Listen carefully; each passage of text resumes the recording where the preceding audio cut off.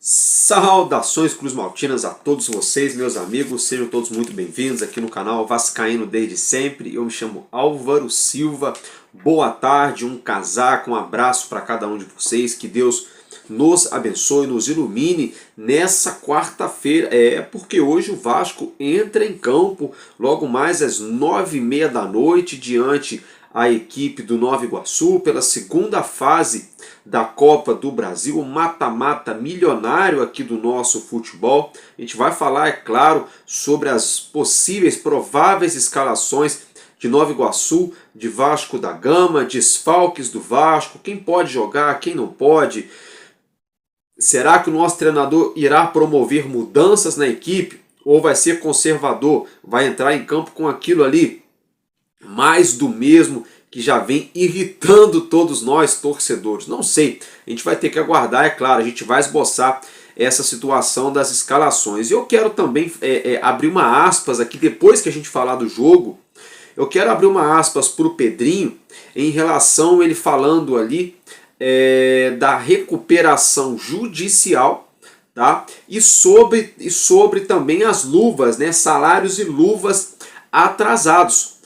Ele mesmo confirmou lá naquela entrevista para a jornalista Aline Nastari da TNT Esportes, ele confirmou que tem luvas atrasadas, isso 8, 10 dias atrás. A gente vai abrir aspas aqui para o presidente Pedrinho, só para deixar bem claro aqui, tá, meus amigos, eu não sou contra o Vasco, eu não sou contra o Pedrinho, até porque eu tenho a Cruz de Malta no meu corpo aqui. Antes, lá em 2016, 9 anos atrás, eu já tinha feito uma Cruz de Malta nas minhas costas. Em 2016, o Vasco já tendo passado tudo que passou, só para reafirmar, no caso, o amor pelo Vasco da Gama. Hoje eu não faço mais tatuagens por uma questão de ideologia pessoal da minha vida. Mas eu quero dizer o seguinte, eu sou muito Vasco, meus amigos, não só visto uma camisa aqui na internet. Quem me conhece sabe, sou muito vascaíno, então não me interpretem mal se alguma das vezes eu cobro o Pedrinho. E quando eu cobro o Pedrinho, não significa que eu estou jogando contra ele. Não.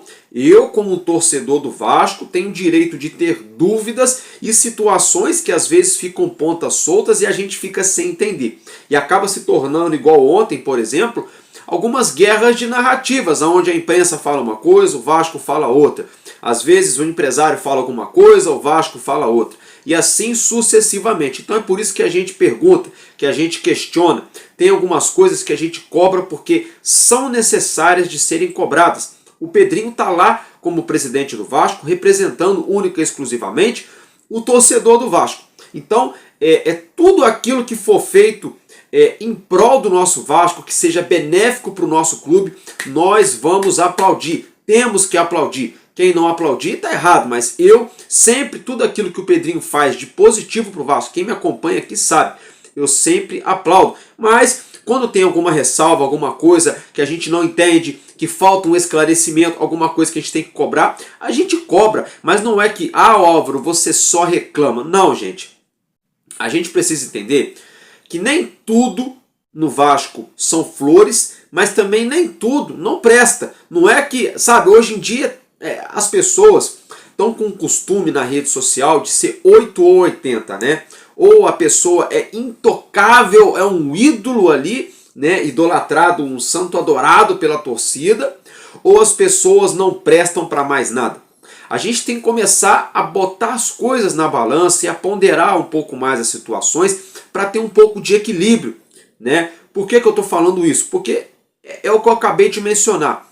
Momentos a gente vai elogiar, a gente vai aplaudir, e momentos a gente vai cobrar, a gente vai criticar, mas não significa que eu esteja torcendo contra o Vasco, que eu esteja jogando contra o Vasco ou torcendo contra o Pedrinho. Quem acompanha aqui o meu canal sabe que a gente trabalha com a verdade e sempre com muita opinião, e a minha opinião é sempre embasada em informação, nas informações que são noticiadas. e às vezes que o Vasco fica em silêncio dá base para muita especulação. Então é por isso que tem muitas essas guerras de narrativas, mas não é que eu torço contra, é porque eu cobro efetivamente um posicionamento, um esclarecimento, uma transparência maior para nós torcedores do Vasco, tá bom, galera? Então vamos começar falando aqui direto e reto do jogo de logo mais, né? Pela segunda fase da Copa do Brasil. O Vasco joga hoje 9h30 da noite no Newton Santos, o Engenhão, lá no tapetinho do Botafogo, né? Esse jogo terá transmissão do Sport TV e do Premier, pela Vasco TV somente a parte ali de narração, né? Transmissão sem imagem. Teremos também a arbitragem de Anderson Daronco. Olho nesse senhor, ele tem uma tendência aí de dar uma complicada nos jogos do Vasco da Gama. Tomara que ele não apareça, né, que o árbitro não apareça tanto, quem tem que aparecer são os atletas. E é o seguinte, meus amigos, ontem os ingressos se esgotaram e hoje uma carga extra foi colocada à venda aí para esse jogo de logo mais diante o time do Nova Iguaçu, tá? Pelo lado do Vasco teremos aí desfalques como, por exemplo, o Tietê, que ainda se recupera de uma lesão.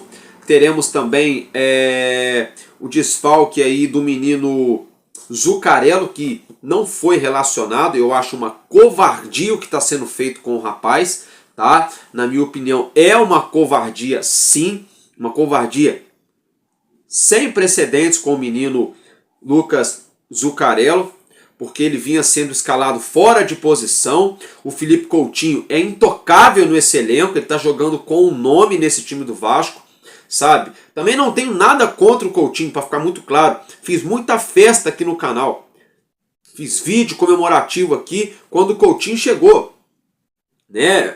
N situações. Fui a São Januário para ver ele jogando e não vi, né? E não vi efetivamente. Então, assim, eu acho que está sendo uma covardia muito grande com o Zucarello, porque o Coutinho não vem atuando, já daqui a pouco faz um ano que está no Vasco. Ele chegou em maio, a gente está em março, né? Faltando aí 2 meses aí, pouquinho, para fazer um ano que o Felipe Coutinho está no Vasco. Até hoje ainda não conseguiu desabrochar aquele futebol lá de tempos de Liverpool. Será que ele vai voltar a jogar daquela forma? A gente torce para que volte.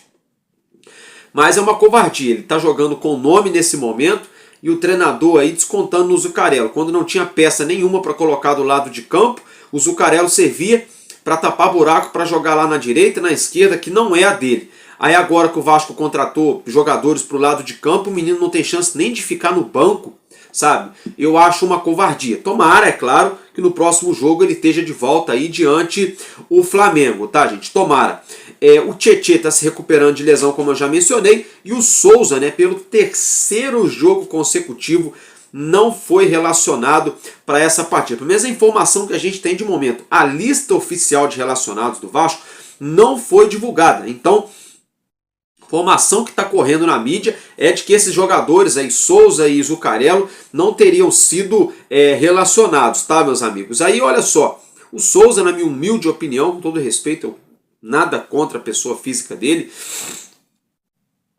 eu acho que ele poderia, né, seguir o caminho dele, poderia ser feliz aí, ou jogar em um outro clube, ou de repente pendurar suas chuteiras, viver ali com sua família, né, uma carreira bem sucedida no futebol, ganhou bastante dinheiro, né, bem resolvido, com filhos, com esposa, com tudo. Eu acho que o Souza deveria seguir outro caminho, tá, Souza? Nada contra a sua pessoa, meu amigo, mas como jogador do meu clube, você não está representando as cores, não está jogando, não está performando em alto nível. Ah, mas o Álvaro, é só 150 mil por mês. Poxa, quem dera eu ganhar 150 mil reais em um mês, né? E aí a gente bota isso em um ano dá 1.650.000 contando com o 13º, quase 2 milhões de reais. Parece que não é muito dinheiro, mas você vai colocando na ponta do lápis tudo isso aí, vários jogadores nesse nível, no final das contas aí é uma economia de milhões no fim da temporada, né? Galera, agora eu quero falar com vocês sobre a provável escalação do Nova Iguaçu, tá? Provável escalação do Nova Iguaçu para o jogo de logo mais. O Nova Iguaçu vem empenhado para esse jogo aí, né? Como franco atirador nessa segunda fase aí de Copa do Brasil, meus amigos. Então vamos lá. Eles devem entrar em campo ali com o goleiro... Não, perdão. A equipe comandada, né, pelo treinador Carlos Vitor, agora sim, deve entrar em campo com o goleiro Mattioli, com o Guilherme Henrique na direita e uma dupla de zaga com Matias e Renan. Na esquerda, o Igor Lemos. No meio-campo, Igor Guilherme, o Pedra e o João Lucas. E um ataque com Xandinho, Andrei e Vitor Rangel. Essa é a provável, possível escalação do time do Nova Iguaçu para o jogo de logo mais pela segunda fase da Copa do Brasil no Engenhão. E o nosso Vasco da Gama, comandado pelo treinador Fábio Carilli, ele que tem um pouco mais de 3 meses no comando do Vasco, já vem sendo muito contestado pelo torcedor e há até mesmo rumores de cobranças internas nos bastidores de São Januário pelo treinador Fábio Carilli por essas insistências em escalação, por não mudar a forma do time jogar, por não ter variação tática, por não ter jogada ensaiada. A gente está vendo um Vasco bem pragmático, o mesmo Vasco lá do ano passado. A mesma equipe ali, não mudou nada, a mesma escalação, a mesma formação. A diferença é que esse ano, ao invés de falarem que é 4-3-3, para enganar o torcedor, estão falando que é 4-2-3-1. Caô furado, quando o Vasco pega a bola é o 4-3-3 de sempre, que falta qualidade para exercê-lo dentro de campo. Mas vamos lá, a provável equipe comandada pelo nosso treinador, a gente espera que hoje dê tudo certo para o Vasco, nem que for de 1-0 para sacramentar essa vaga, pronto, beleza, é claro. Se tiver como ganhar de 2, 3, 4, a gente sempre quer o melhor para o nosso time, mas se não der, o ideal é passar de fase. Aí na próxima fase aí da Copa do Brasil, a gente vê o que é que a gente faz, até lá outras coisas vão acontecer, jogadores voltando e coisa e tal, jogadores chegando, se entrosando com o elenco. Mas o que importa é hoje, é o agora, é esse momento, é a gente passar de fase. Até porque no sábado a gente tem uma grande decisão contra o nosso maior rival no Maracanã, precisando aí de um resultado de 2 gols de diferença para que a gente avance para a grande final do Campeonato Carioca. Mas agora, se tratando dessa fase eliminatória da Copa do Brasil, lembrando que é um jogo que não permite empate, empatou, é pênalti, não tem mais aquele favoritismo para o melhor ranqueado no ranking da CBF, que no caso é o Vasco, logicamente. Então, se empatar o jogo, o Vasco não passa mais de fase como antes. Antes era o time menor ranqueado, tinha um mando de campo, e o time melhor no ranking da CBF tinha a vantagem do empate. Agora não temos mais isso. O time menor ranqueado, pior no ranking ali, manda sim o jogo em seu domínio, mas o time com o melhor ranking não tem essa regalia. Até porque tem mais investimento, tem condições de investir em uma equipe mais qualificada, que é o caso do nosso Vasco. Então por isso temos a obrigação de vencer o Nova Iguaçu, para não passarmos aí pelo susto, pelo crivo da questão envolvendo penalidade máxima. Então a provável equipe escalada pelo treinador Fábio Carilli, que deve vir a campo logo mais no Engenhão, deve ser o goleiro Léo Jardim, Paulo Henrique na lateral direita e uma dupla de zaga aí que a gente já está começando a se acostumar. João Vitor e Lucas Freitas, Lucas Piton na lateral esquerda. Um meio-campo aí parece que é o grande ponto de interrogação do torcedor e do jornalista esportivo nessa quarta-feira, há quem diga que deve começar com Hugo Moura, Paulinho, Jair e Felipe Coutinho. E um ataque com Ryan e Verratti. Então, se o Vasco entrar em campo com essa escalação, o treinador Fábio Carilli pediu pontas, pediu reforço, os reforços chegaram e nada, Então tomara que ele não cometa essa loucura de entrar com mais do mesmo, com esses mesmos jogadores que a gente já está aí acostumado, habituado a ver, para ser bem sincero para vocês. Álvaro, mas é o Nova Iguaçu e coisa e tal. Pô, mas o que quer dizer isso, Bolhufas, porque o Vasco jogou contra esse Nova Iguaçu, com esse time aí no Carioca, O Vasco jogou contra o Bangu, 0-0. Contra o Maricá, 1-0 suado. O Urubu foi lá e enfiou goleada. Então, assim, é complicado. Esse time aí, eu não vejo muito de onde extrair, não. É claro que se eles estiverem num dia inspirado, eles podem resolver. Mas eu, particularmente, já colocaria de titular jogadores recém-contratados, já justamente para testar, para dar ritmo, rodagem e entrosamento para o jogo de sábado. contra o Flamengo no Maracanã. Porque há quem diga que na vaga do Paulinho, o Matheus Carvalho pode começar, porque o Paulinho ficou fora do último jogo. Também há quem diga que ali na vaga do Ryan, o Lloyd Augusto pode entrar. Então vamos lá. Gente, na minha opinião, tá? Na minha opinião, se o Carille for um cara inteligente, vamos torcer para que ele seja inteligente, eu acho que ele deveria entrar com Paulinho e Hugo Moura no meio campo, no caso Hugo Moura e Paulinho, né? Hugo Moura na marcação e Paulinho na saída de bola, né? Embora o Hugo Moura não marque tão bem assim, né? Ele poderia entrar com Hugo Moura e Paulinho. E aí, meus amigos, ao invés de entrar com Jair e Felipe Coutinho, toda a vida insistindo com esses caras, ele deveria começar esse jogo com Garré e Zuccarello, ou Garré e Felipe Coutinho. Eu colocaria o Garré no lugar do Jair, como um meia mais avançado com liberdade, para flutuar no meio e também apoiar os lados do campo. Tá? Eu colocaria o Garré dessa forma. Por quê? Aí eu colocaria lá na frente o Nuno Moreira e o Verratti. Eu quero ver o Nuno Moreira jogando. Ele é atacante, eu quero ver ele jogando. Ou então, meus amigos, eu tiraria um jogador desse meio campo. Ao invés de jogar com 4 homens no meio campo, tiraria um homem do meio campo do Vasco. Entraria com Hugo Moura, Paulinho e Felipe Coutinho. Tá? Só com esses 3 caras no meio campo. Só que o problema é que se o Coutinho entrar, ele não marca. Então a gente teria que sacrificar o Paulinho e colocar o Matheus Carvalho. Aí teria que ser Hugo Moura, Matheus Carvalho e Coutinho. Ou Hugo Moura, Matheus Carvalho e Paulinho. Eu entraria com esses 3. Deixaria o Coutinho no banco. Hugo Moura, Matheus Carvalho e Paulinho. E um ataque com 3 homens livres para atuar. O Benjamin Garré, o Nuno Moreira, né, o Lloyd Augusto.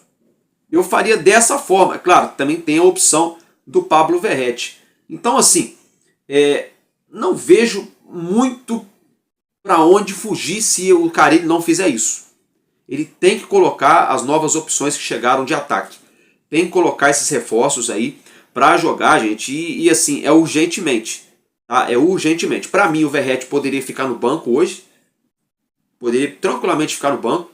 Ele não é dono do time, sabe? Estão criando uma situação aí que parece que o Verratti é dono do time, que o Coutinho é dono do time. Não são, gente, não são. Não ganharam título nenhum com a camisa do Vasco, sabe? Vamos ser sinceros, o Coutinho tem qualidade? Tem, mas não está demonstrando essa qualidade. O Verratti é artilheiro? É, mas está ficando muito abaixo nos últimos jogos. Já se mostrou muito dependente o Verratti em fazer gol de pênalti, em gol de cabeça. Não que isso seja ruim, gol é gol. Né? O cara pode fazer gol de qualquer jeito. Não tem gol feio. Feio é não fazer gol. A questão é que eu entendo que o Vasco precisa de atacante que tenha mais recurso. Atacante que tenha velocidade, que tenha drible para romper linha, que finalize da entrada da área, de fora da área, que faça uma tabela. E isso o Verratti não tem esse recurso. O Verratti faz um bom pivô, tem um bom cabeceio e finaliza bem ali cara a cara com o goleiro, mas é só ele e o goleiro também, na pequena área, sabe, naquele um toque só. Agora, para dominar, levantar a cabeça e coisa e tal, eu acho que poderia colocar ali o Nuno Moreira, sabe, poderia se colocar ali o Lloyd Augusto e o Benjamin Garré, na minha humilde opinião. E aí, não tá dando certo, cansou, não tá entrosando, aí vem no segundo tempo, bota um Ryan, bota um Payet ou o Felipe Coutinho, bota um Verratti, sabe? Aí você vai trocando as peças ali. Eu particularmente faria dessa maneira, então é esfregar as mãos e aguardar para a gente ver o que nos reserva esse jogo, né? De logo mais diante do Nova Iguaçu, valendo vaga na próxima fase da Copa do Brasil. Agora eu quero falar com vocês aqui, eu quero abrir uma aspas para você, para o Pedrinho, no caso, para vocês assistirem, um resumo, tá, gente? Dele falando sobre a recuperação judicial e a situação financeira do Vasco nesse momento, tá? Dele falando também ali sobre uma questão envolvendo luvas de jogadores, tá? Então acompanhe esse trecho que a gente volta para só dar uma pincelada em cima disso, que aí a gente deixa para o nosso próximo vídeo. Eu tenho outras coisas que eu vou abrir aspas para o Pedrinho. Então acompanhe ele falando sobre a situação financeira do Vasco, que eu já volto. E aí eu tenho que, novamente, elogiar algumas pessoas, porque quando a gente entra numa situação financeira muito complicada, onde a gente não tinha acesso, né, só tinha as informações verbais, e as informações verbais elas não foram compatíveis com o caixa do Vasco SAF, e a gente contrata o Amodeu e o Rafael, que é o CEO e o CFO, E eles fizeram malabarismos assim para a gente poder arcar com toda a folha salarial em dia, que era uma das minhas exigências, porque foi um compromisso que eu assumi publicamente, né, sem praticamente nenhum adiantamento de 2025, com praticamente todas as receitas de 24 adiantadas. E aí também eu, não entrando no mérito religioso, que não é o caso, mas eu agradeço muito a Deus, porque ele me deu muita força para sustentar todo esse processo. Se as coisas andaram, eu tenho certeza absoluta que foi a mão dele, porque nós conseguimos também passar de fase na Copa do Brasil, com isso a gente adquiriu receita, o nosso grupo de governança da SAF conseguiu, obviamente, recursos de novos patrocínios, então isso tudo fez com que a gente respirasse, que a gente honrasse não só os compromissos atuais, mas compromissos que ficaram para trás, deixados pela 777. E aí a gente percebe que a gente tem que ter uma atitude mais drástica, e o início dessa atitude é a medida cautelar antecedente, que ela congelou ali praticamente por 90 dias qualquer tipo de penhora. Então isso deu um fluxo de caixa importante para que a gente, obviamente, terminasse um ano em dia, e aí com a colocação do Campeonato Brasileiro, com a parceria da LFU, enfim, a gente conseguiu realmente ter um gás importante. E aí quando termina, obviamente, a medida cautelar antecedente, a mediação, surge a oportunidade da gente entrar na recuperação judicial. Didática, para o pessoal entender. Nesse período de um ano, praticamente, a gente vai ali organizar, criar um cronograma de pagamentos para as dívidas. Nesse período de um ano, a gente não tem que pagar nada, então a gente respira muito, gera muito fluxo de caixa. E aí a gente contando também com novas receitas, com dinheiro novo, com novos patrocínios, a gente obviamente incha. E aí a gente tem que ter muita responsabilidade para honrar, depois daquele um ano que vai ter o compromisso, né, de você criar um cronograma de pagamento para a gente honrar.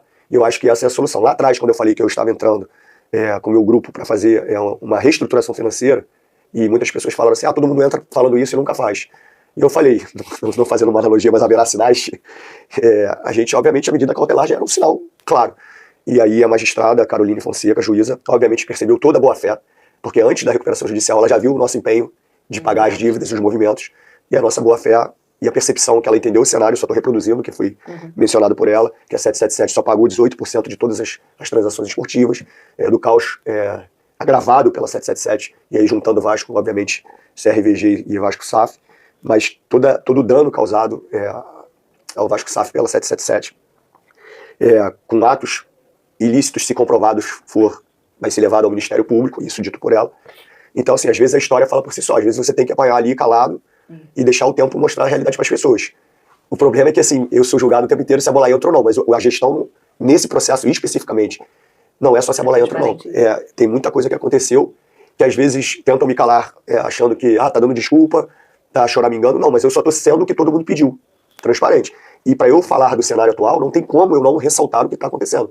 Porque exigências por grandes contratações, ela não pode acontecer porque eu tenho uma limitação financeira e uma responsabilidade física da pessoa física e uma responsabilidade com a instituição. Você fez essa explicação, eu parei para anotar aqui, porque tem vários pontos disso tudo que eu acho que a gente vai desdobrar, assim, até em cima das críticas. Um deles você falou, uma das minhas preocupações é a gente pagar todos os credores.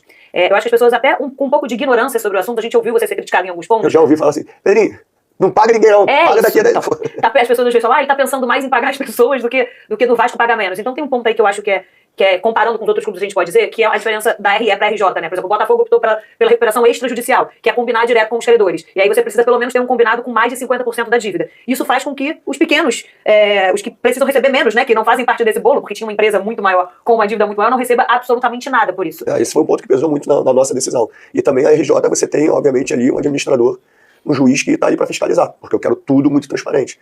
Então, assim, é uma decisão necessária e que as pessoas não entendam de forma diferente. Tá pagando dívida em vez de contratar. Não, eu tenho que pagar as dívidas. A solução do Vasco é pagar as dívidas. Qual é o tamanho dessa dívida hoje? Vocês têm... 1.400 bi. Quando a 777 assume? Como ela abre uma empresa, não tem nada, né? A empresa não tem dívida. E ela aumentou a dívida, acho que em 350 milhões, se eu não tiver enganado. Mesmo com um aporte de 310. Ou seja, a dívida foi maior, o aumento da dívida maior do que o aporte. Então assim, não é falar do passado, é ser transparente com o torcedor. Eu tô passando o que tá acontecendo. É que no fim, o passado ele transformou o presente, né? Ele transforma o presente, porque qualquer movimento que eu faço, ele é consequência do passado não só distante, mas recente. Então, assim, as pessoas têm que entender isso. Eu posso errar, e devo errar muito, acertar algumas... As pessoas às vezes falam, ele tá pensando mais em pagar as pessoas do que no Vasco pagar menos. Então tem um ponto aí que eu acho que comparando com os outros clubes, a gente pode dizer, que é a diferença da RE para RJ, né? Por exemplo, o Botafogo optou pela recuperação extrajudicial, que é combinar direto com os credores. E aí você precisa pelo menos ter um combinado com mais de 50% da dívida. Isso faz com que os pequenos, os que precisam receber menos, né? Que não fazem parte desse bolo, porque tinha uma empresa muito maior, com uma dívida muito maior, não receba absolutamente nada por isso. Esse foi um ponto que pesou muito na nossa decisão. E também a RJ, você tem, obviamente, ali o administrador, um juiz que está ali para fiscalizar, porque eu quero tudo muito transparente. Então, assim, é uma decisão necessária e que as pessoas não entendam de forma diferente. Tá pagando dívida em vez de contratar. Não, eu tenho que pagar as dívidas. A solução do Vasco é pagar as dívidas. É um remédio amargo, mas é necessário. Senão eu vou fazer a mesma coisa e daqui a 1, 2 anos, quando entrar outro gestor, se eu continuar, e daqui a 5 anos a gente vai estar falando a mesma coisa. No seu ponto de vista, a ideia da RJ, ela aproxima mais empresas que possam querer comprar a SAF ou afasta? Aproxima. Porque assim, quando a RJ estiver pronta, nesse período que você está fazendo esse processo de renegociação das dívidas, o cronograma de pagamento, o investidor chega, tá ali tudo direitinho que ele tem que pagar. Ele não vai ser pego de surpresa nada. Ele está devendo tanto para tanto, X para tanto, Y para tanto. E ali já tem um deságio, obviamente, da dívida. Então a dívida ele já chega com a dívida muito menor.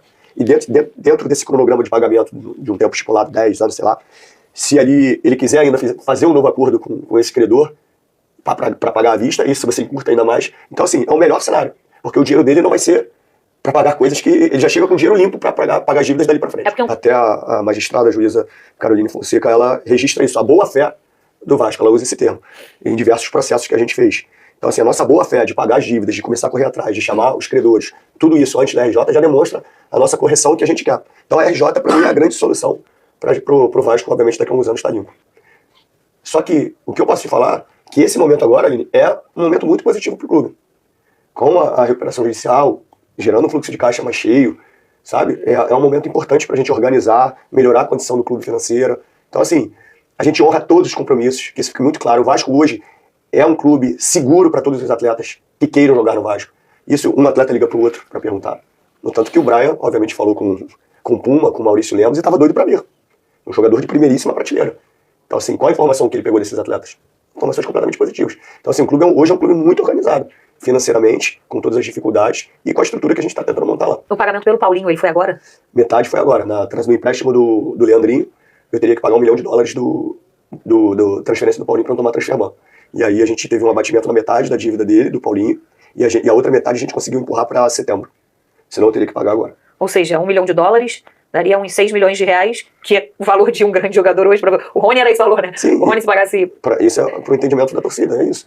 E esse próprio valor é que tal que os compromissos que não foram honrados pela 777 com os jogadores que estão ali. Porque ao mesmo tempo que eu tenho que fazer um movimento de contratar jogadores, imagine se eu contrato jogadores ali e não pago as luvas atrasadas para os jogadores que estão ali. Isso foi dito pela consultoria da Fundação Getúlio Vargas, da Alva de Marçal, repetida e mencionada pela magistrada juíza Caroline Fonseca, que a 777 pagou 18% de todo o planejamento esportivo. Então, imagine eu com toda essa dívida para trás com esses atletas, contratando gente e não pagando eles. Então, eu estou contratando, mas eu estou tendo que quitar aqui com eles também. Contratando. Senão eu perco o vestiário. Então eu estou contratando os que já foram contratados. Para deixar o ambiente normal. O Puma foi isso? O Paulinho? Tem alguns ali. Depois eu até te passo, porque foram muitos. Bom, então vocês viram, vocês acompanharam, né, a reportagem aí publicada pelo TNT Esporte, pela jornalista Aline Nastari. O Pedrinho, ele falou algumas coisas muito importantes sobre a recuperação judicial.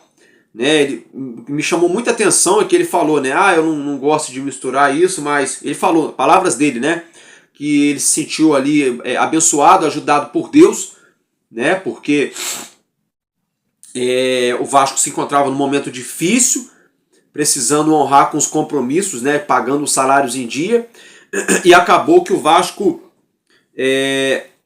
perdeu, de certa forma, alguns apoios que o Pedrinho estava contando ali, como por exemplo o Zé Roberto Lamac.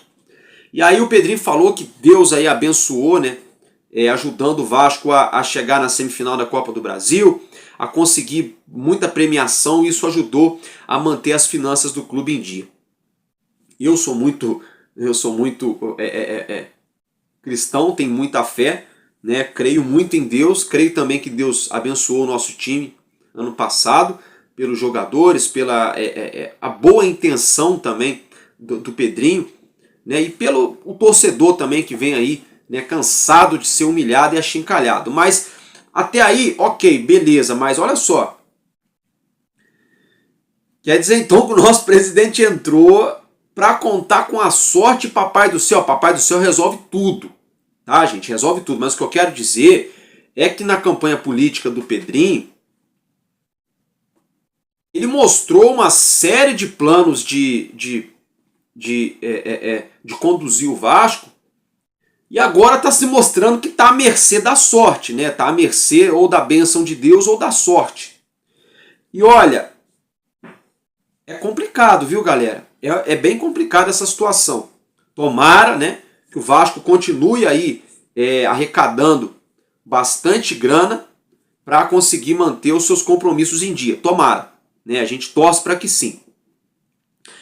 Outra situação, o Pedrinho falou que com essa recuperação judicial, né, o primeiro ano da recuperação judicial vai nos permitir que o Vasco não precise pagar as dívidas, né, que estão na recuperação judicial, dando um fôlego para o clube conseguir estabilizar as situações, arrecadar o máximo possível para no ano que vem começar a arcar com essa situação. Então, gente, esse ano, com essa narrativa do nosso presidente, de que com a recuperação judicial o Vasco vai ter um ano de fôlego, a gente não pode ter atraso nos salários, a gente não pode ficar devendo clubes, né, por compras feitas aí, sobretudo o ano passado e esse ano, na gestão do Pedrinho. Tem que pagar todo mundo das dívidas, né? A gente tem que pagar todo mundo. Todo mundo que o Vasco deve tem que ser pago. Seja quem o Vasco deve 10 milhões, ou seja quem deve 10 mil reais, tem que pagar. Dívida é dívida. Né? Mas o que eu quero dizer aqui é o seguinte, vamos ter um ano para poder arrumar a casinha. Um ano para organizar tudo. Toda essa parada aí. Todo esse imbróglio. Né? Então, vamos ficar de olho para que dê tudo certo. O presidente afirmou que a 777 só pagou 18% das operações esportivas, né? Inclusive está afirmando que a 777 só aportou 310 milhões e adquiriu de dívida 350 milhões, lesando o clube financeiramente falando. E se for comprovado, o Vasco vai acionar o Ministério Público para que a 777 seja denunciada e investigada, tá? Por ter lesado a instituição Vasco da Gama. Isso tem que ser feito mesmo, né? A gente torce para que isso realmente aconteça. Uma situação que ele também falou que a dívida do Vasco hoje é 1 bilhão e 400 milhões. A 777 aumentou essa dívida em 350 milhões de reais. É outra coisa que a gente vai esperar as investigações para a gente aprofundar, né? Mas no mínimo esses números aí, sempre como sempre, não batendo, né? Os números não batem no Vasco. É muito interessante como é que sempre vão aparecendo números e mais números para o torcedor e nunca fecha essa conta, né? É uma conta inacabável. Enfim. E se tratando aí sobre a questão das luvas, né? Que o GE. Globo afirma que os jogadores mencionados na reportagem estão citados na recuperação judicial. O próprio Pedrinho entrou em contradição, né? Porque ontem o Vasco afirmou que o Vasco está rigorosamente em dia. Mas o próprio Pedrinho afirmou que ele não poderia contratar jogadores na janela, sair fazendo loucura financeira e deixar de pagar luvas atrasadas. Deixar de pagar luvas aí atrasadas para os jogadores que já estão no elenco. E direito de imagem. Então, a gente sabe que tem um atraso, tá? Mas pelo que eu entendi, está negociado esse atraso e o Vasco então está pagando parcelado. Isso foi o que eu entendi na narrativa, tanto na reportagem com a Aline Nastari do Pedrinho, quanto também na nota de ontem divulgada pelo Vasco da Gama oficialmente. Tá? Então é essa situação. Me parece que realmente o Vasco tem essas luvas atrasadas com jogadores, mas está parcelado e o Vasco vem aí honrando com o compromisso, então não está atrasado.